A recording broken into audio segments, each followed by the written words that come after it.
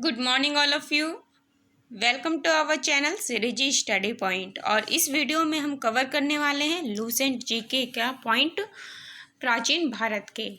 तो चलिए स्टार्ट करते हैं। और ये मिक्स सेशन रहेगा जितना आज तक हमने पढ़ा है। तो चलिए स्टार्ट करते हैं। जो पहला क्वेश्चन है, किस विदेशी यात्री ने भारत का दौरा सबसे पहले किया था? तो मेगास्थनीज ने। और ये किसके दौरान में आए थे, किसके काल में आए थे? चंद्रगुप्त मौर्य के। वो चंद्रगुप्त मौर्य जिसने मौर्य साम्राज्य की स्थापना की थी। और चंद्रगुप्त मौर्य के बारे में जान लेते हैं। ये सिंहासन पर कब बैठे? 322 BC से लेकर 358 BC तक इन्होंने शासन किया। और इन्होंने क्या किया? भद्रबाहु के साथ कर्नाटक राज्य के मैसूर के श्रवण बेलगोला चले गए थे। और वहाँ काया क्लेश द्वारा 258 BC में इन्होंने अपना शरीर त्याग कर दिया था। ठीक है, तो इन्होंने अपनी जो शरीर काया क्लेश द्वारा त्याग कर मृत्यु का वर्ण किया था। प्राचीन भारत में निम्नलिखित में से कौन सा विद्या अध्ययन का केंद्र नहीं था? तो कौन सा नहीं था? कौशाम्बी, तक्षशिला था, विक्रमशिला था, नालंदा। ये तीनों पॉइंट थे, लेकिन जो कौशाम्बी था वो विद्या अध्ययन का केंद्र नहीं था। शून्य की खोज किसने की? तो शून्य की खोज की थी आर्यभट्ट ने। किसने की? आर्यभट्ट ने। आर्यभट्ट जो थे वो प्रसिद्ध गणितज्ञ, खगोल शास्त्री और ज्योतिष थे। और ये कहा जाता है ये नालंदा विश्वविद्यालय से जुड़े थे। और गुप्त काल के अंतिम दिनों में वो वहाँ पर थे। महापाषाण संस्कृति जो है वो 15 ईसा पूर्व से 1000 ईसा पूर्व हमें दक्षिण भारत के उस ऐतिहासिक युग से परिचित कराती है जब महापाषाण काल में उपयोग में लाए जाते थे। क्या उपयोग में लाए जाते? बड़े पत्थरों से घेरी गई समाधि, कब्र। और ऐतिहासिक युग क्या होता है? जहाँ पर लिखित साक्ष्य पाए गए हैं और उसे पढ़ा भी जा चुका है, उसे कहते हैं हम ऐतिहासिक युग। किस पुस्तक का 15 भारतीय और 40 विदेशी भाषाओं में अनुवाद है? तो वो है पंचतंत्र। न्यूमिसमेटिक्स क्या है? तो ये सिक्कों व धातुओं का अध्ययन है, न्यूमिसमेटिक्स। हितोपदेश के लेखक कौन हैं? तो इसके लेखक हैं नारायण पंडित। कौन है? नारायण पंडित। नाट्य शास्त्र की रचना किसने की है? तो नाट्य शास्त्र की रचना की है भरत मुनि ने। किसने? भरत मुनि ने। विक्रम संवत प्रारंभ होता है 58 ईसा पूर्व। अंकोर वाट कहाँ स्थित है? तो ये कंबोडिया में स्थित है। पूरा पाषाण काल में आदि मानव के मनोरंजन के साधन थे तो शिकार थे।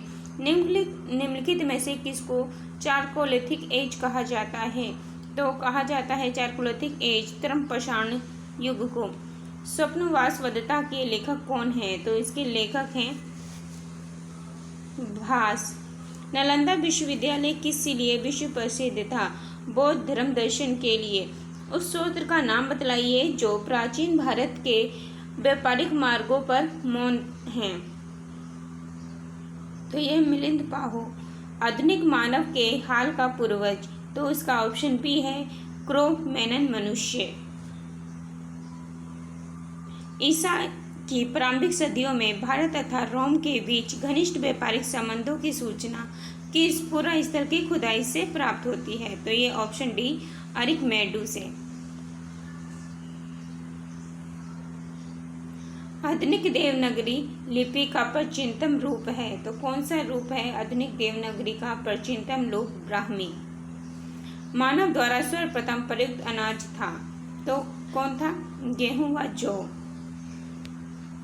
कौन सा सुमेलित नहीं है? तो रवि, कीर्ति, पुलकेशन, द्वितीय सही है।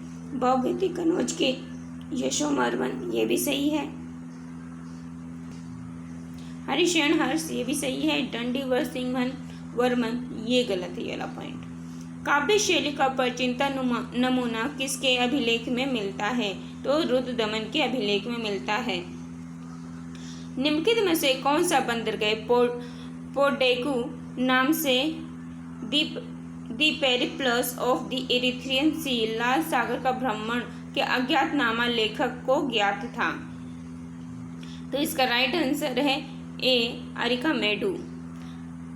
त्रमशे या त्रम कालीन में महाराष्ट्र के लोग मृतकों को एक घर के फर्श के नीचे किस तरह रखकर दफनाते थे? तो उसे जो लोग मर जाते थे उन्हें किस तरह रख के दफनाते थे? तो उन्हें उत्तर से दक्षिण की ओर रखकर दफनाते थे। भीमबेटका किसके लिए प्रसिद्ध है? तो ये गुफाओं की चित्र, शैल चित्र के लिए प्रसिद्ध है। किसके लिए? शैल चित्र। इसमें सही क्या है पॉइंट? तो रामेश्वर कहाँ है? तमिलनाडु। द्वारका गुजरात। सारनाथ उत्तर प्रदेश। और महाकाल मंदिर यह है मध्य प्रदेश। तो इसमें जो राइट आंसर है दूसरा, मतलब ऑप्शन ए जो है वो राइट है। मालती माधव के लेखक, तो मालती माधव के लेखक है भवभूति। कौन है? भवभूति। निम्न में से कौन सा नवीनतम साझा समझा जाता है? नवीनतम समझा जाता है तो कौन सा मानव? क्रो मैगलन मानव जो है वो मनुष्य का नवीनतम समझा जाता है। इतिहास के पिता की पदवी सही अर्थों में किससे संबंधित है? तो हेरोडोटस को कहते हैं इतिहास के पिता। प्राचीन नगर तक्षशिला निम्नलिखित में से किसके बीच स्थित था? तो झेलम व सिंधु नदी के बीच में स्थित था। निम्नलिखित अंग्रेजों में से कौन था जिसने सर्वप्रथम भगवत गीता का अंग्रेजी में अनुवाद किया? तो चार्ल्स विल्किंस थे जिन्होंने भगवत गीता का सर्वप्रथम अंग्रेजी में अनुवाद किया। जो क्वेश्चन है काफ़ी इंपॉर्टेंट है, एग्जाम में आ चुके हैं, तो इनको इसीलिए आने के इनके चांसेस ज़्यादा रहते हैं। तो आप इन सबको अच्छे से याद कर लीजिएगा। निम्नलिखित प्राचीन भारतीय अभिलेखों में कौन सा एक खदान को देशों में संकट काल के उपयोग हेतु सुरक्षित रखने के बारे में प्रचितम शाही आदेश है? सहगोरतरम पत्र। भारत में निम्नलिखित के आने का सही कालानुक्रम क्या है? नगर संस्कृति, पहला है नगर संस्कृति, फिर लोहे का हल, फिर आहत मुद्रा के सिक्के, आहत मुद्रा चांदी के सिक्के, फिर सोने के सिक्के। तो मतलब ये जो फोर्थ ऑप्शन डी है वो सही है। प्राचीन भारत में निम्नलिखित में से कौन सी एक लिपि दाईं से बाईं ओर लिखी जाती है? तो ये जो लिपि है वो खरोष्ठी लिपि है। निम्नलिखित में से कौन सा एक प्राचीन भारत में व्यापारियों का निगम था? तो मणिग्राम था। पुलकेशिन प्रथम का बादामी शिलालेख शक वर्ष 465 का दिनांकित है। यदि इसे विक्रम संवत के दिनांकित करना हो तो वर्ष होगा 601।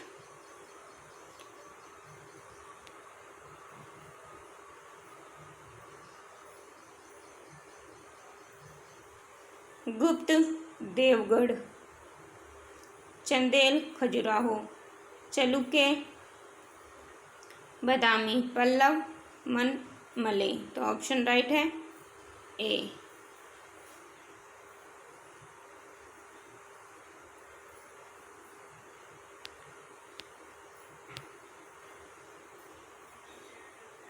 चेर, कारूर, वंजी, चोल, पुहर, कावेरी पट्टनम या उरऊ, पांडे, कोकई या मदुरई। तो इसका ऑप्शन जो है ए, ये राइट है। मुद्रा राक्षस नामक पुस्तक का लेखक कौन था? तो विशाखादत्त। बौद्ध, जैन तथा ब्राह्मण धर्मों में कौन सी धारणा एक जैसी है?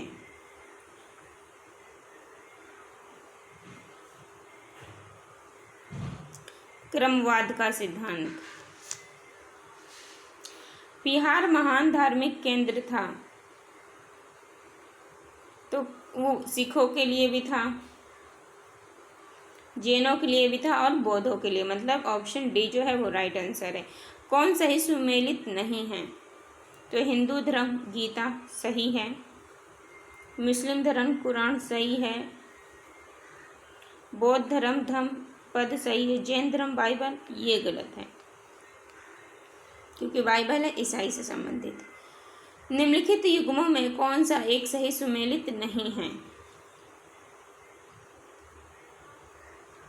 तो जो कपूर मंजरी हर्ष ये गलत है, और ये जो सही है मालका अग्निमित्र कालिदास मुद्रा राक्षस विशाखा दक्ष सौंदर्य नंद अशुघोष ये सही पॉइंट है, गलत पॉइंट ये है।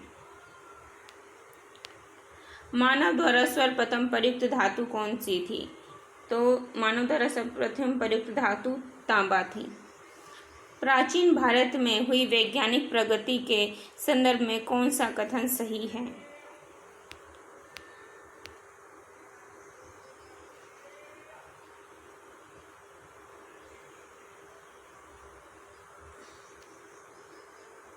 कथन देख लेते हैं।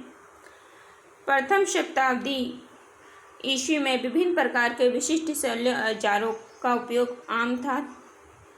तीसरी शती ईस्वी के आरंभ में मानव शरीर के आंतरिक अंगों का प्रत्यारोपण शुरू हो गया, गलत पॉइंट।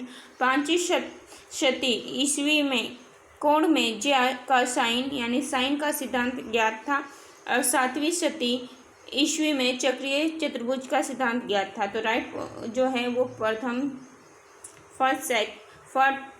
फर्स्ट थर्ड और फोर्थ है, यानी कि प्रथम शती ईस्वी में विभिन्न प्रकार के विशिष्ट शैली औजारों का उपयोग आम था, और पाँचवीं ईस्वी में कोण के साइन का सिद्धांत ज्ञात था, और सातवीं शती में चक्रीय चतुर्भुज का सिद्धांत ज्ञात था।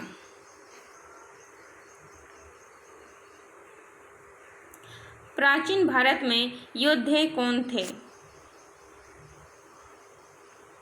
तो एक गणतांत्रिक जनजाति। बोरोबुदुर किसका स्थल है? तो ये ऑप्शन बी जावा में 8वीं शताब्दी ईस्वी में निर्मित एक भित्ति स्तूप। तो आज के लिए इतना ही। Thanks for